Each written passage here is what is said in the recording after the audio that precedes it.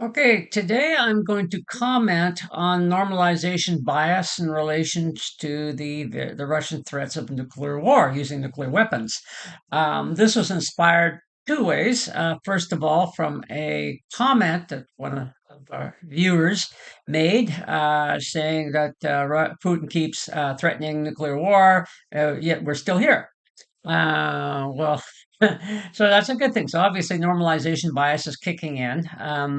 And I do want to say I appreciate all comments, and some of the videos I've done have been inspired by comments, and there's going to be a whole slew of these things based on the more recent comments I'm going to be making. But getting back to the topic, there's also this very apropos, given that the Bulletin of Atomic Scientists, the latest copy, which I just received, talks about the reasons why Russia is threatening to use nuclear weapons.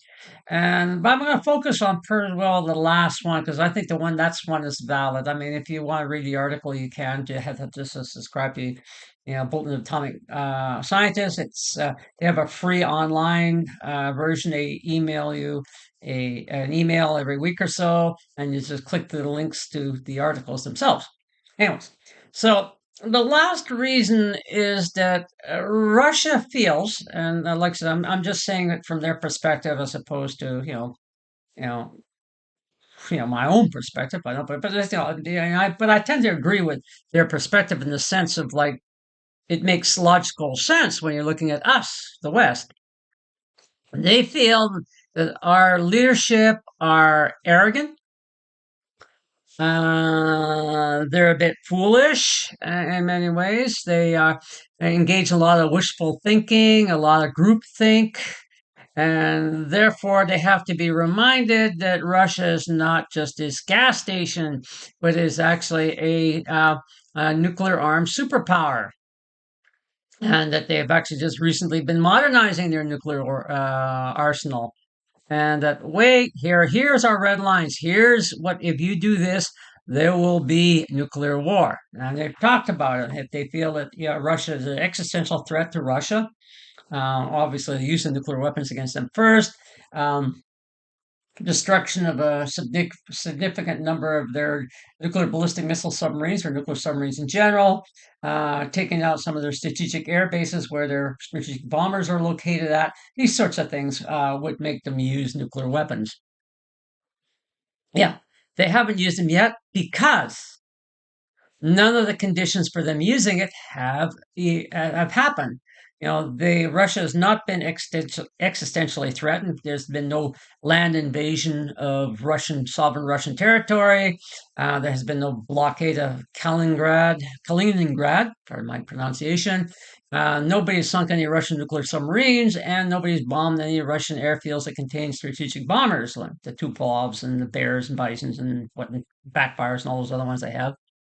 So the conditions have not been met for them using nuclear weapons. That's why they have not. However, because there's a certain attitude in the West, A, the Russians are bluffing. B, they may not, their nukes may not work. C, we want to, there was an obsession with basically taking down Russia and China too, because America does not like the competition. This is a classic scenario you saw all through history. That's why England and France fought each other for hundreds of years, why Germany fought France and England and Russia, during the 20th century, all the way back to the Romans and Persians fighting each other for like 700 years, which is the longest war in record, because often it went on for 700 years with the Roman Republic, then the Empire against the Persians under various guises, being Parthians, being the Sassanids, and whatnot. So this is what big major powers do, especially if they don't like the competition. America felt like it should be running the whole world. Which is also, I mean, and just carry this on from England, who, that's why the American Revolution, because how dare you guys want to have, your own rights and stuff like that. We're in charge. But getting back to that, Russia has to remind these guys that, hello, we're willing to use nuclear weapons if you cross our red lines. Take us seriously. Just because we haven't used them yet doesn't mean we won't use them. And this is a classic act, I think, of but because everybody thinks, well, nuclear weapons have not been used um, since the bombing of Hiroshima and Nagasaki. We went through the 50s, 60s, 70s, 80s without vaporizing the northern hemisphere. Therefore, it's never going to happen. Well, until it does. I mean, sadly, I want to use a sad example of the that bridge. Bridges aren't supposed to collapse. There's this bridge has been around in Baltimore for I don't know how long that bridge has been around, but a long time, and it's never collapsed until it did. Um, Sad accident, but that happens.